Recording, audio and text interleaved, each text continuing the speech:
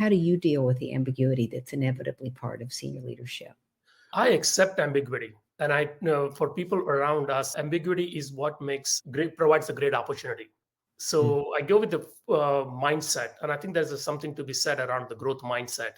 Is if you throw up your hand and say, "This is ambiguous. I don't know what I'm going to do with it," then it just changes the perspective. But if you just change the lens and say, it is going to be ambiguous, and now we're going to go figure out how do we address the ambiguity together as a team.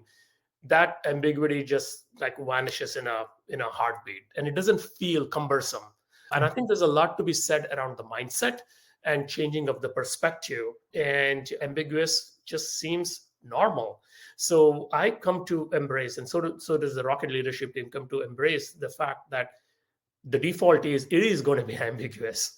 The Mhm. default is we are going to be, as a team, go figure out how to solve the problem.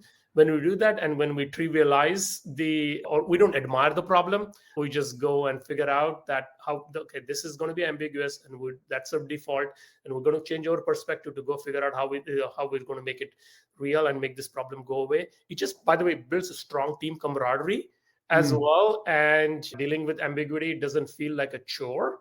It just feels like that's what we do. Uh, Mhm. and that is actually very fulfilling to see and watch when the team comes together around solving that ambiguity. It's just rewarding. That's super rewarding. I don't think a better dopamine or any of the Mhm. mental stimulus than just seeing conquering ambiguity is amazing.